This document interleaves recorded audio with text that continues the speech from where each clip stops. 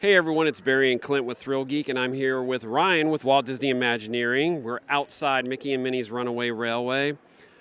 Sort of talk to me, how did the concept for this attraction come about?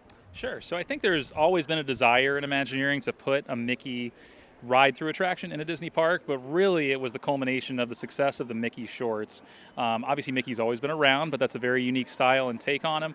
Really cool style that we've been, and obviously now on Disney Plus as well, so we have over 100 of those episodes, in conjunction with looking at Hollywood studios and having access to the Chinese theater. So Mickey's a tough character to crack. He's a little different than things like Cars Land, even Star Wars, right, where we have stories we can jump guests right into.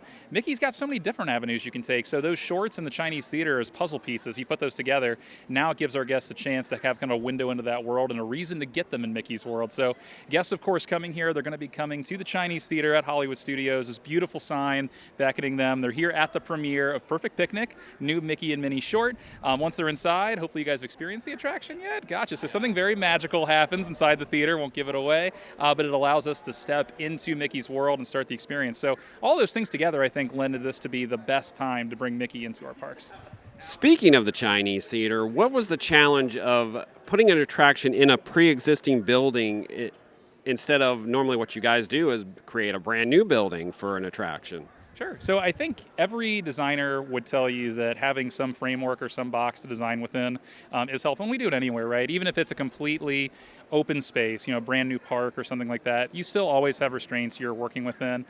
This attraction for us, the biggest thing was that we had a great location to start with. We have a beautiful front door that we get to start with that was going to beckon our guests right at the entrance of Hollywood Boulevard, right? So you see it as you come in the park, which is wonderful. So really the location honestly gave us a good jumping off point, if anything. It helps drive our story, opens us up, and at that point it's really kind of limitations for this one or kind of our imaginations, quite honestly. We had a great palette to work with and a great space to work with off the bat.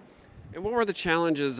You're bringing people into a cartoon short. That's a little bit different than your average attraction. I mean, I realize most attractions you bring people into a different world, but you're literally having them, for the lack of a better term, step through the screen and step into a Mickey short. So, I mean, what were the challenges with a lot of projection mapping, a lot of different things that I feel like you guys created new or haven't used in other attractions before? Well, thank you for noticing that. We're glad you guys do. And I think the biggest thing I like to look at this is we have like 1,000 smaller illusions that add up to make the illusion you're in the cartoon world. And hopefully that becomes more than the sum of its parts. So instead of 2 + 2 = 4, hopefully 2 + 2 starts to equal 7 or 8 or 9, right? It just becomes more and more for the guest. So obviously a huge challenge. Also fun that this story, what we were going to tell, had to start very firmly in the real world and transition through that moment into the cartoon world and really open things up. And that style is super unique. I believe our creative director called it 2.5D when he described it, Kevin Rafferty, a few years ago. And it lives up to that. It's unlike any other ride we've ever built. So it's a lot of illusions that we've used over the past 50 plus years as Imagineers that we've had. But to your point, you mentioned some newer technologies. We're able to layer those in, and hopefully the combined effect of that is really stunning for the guests, and we think it is. What sort of discuss with trackless ride vehicles? They have evolved. It started with Pooh's Honey Hunt over in Tokyo Disneyland. We have Rise of the Resistance here now.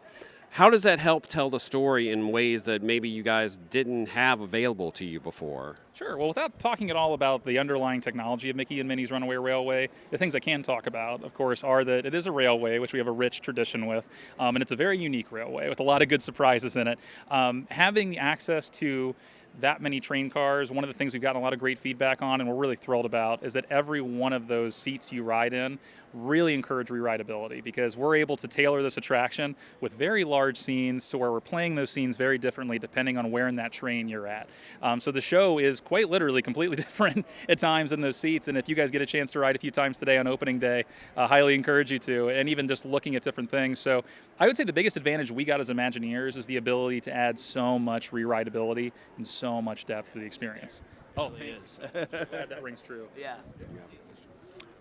I heard that this ride has more hidden Mickeys than any attraction ever done by Disney. Can you tell us a little more about those? Sure. So I can tell you a little bit about one of the things we're really proud of as teams, right? So as a team, we really wanted to have so much density of just little Easter eggs across the whole board, right? So hidden Mickeys, references to Disney Parks history, which is really, really firm in there. A lot of Imagineering history for guests that are familiar with WDI and its history.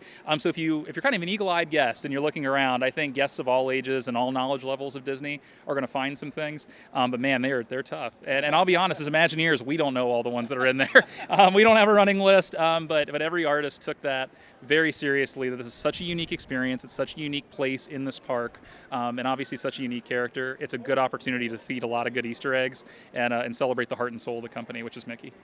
All right. Thanks, Ryan. Thanks, Ryan. Thank you guys. Appreciate it. Sure. Hope you guys enjoyed the ride.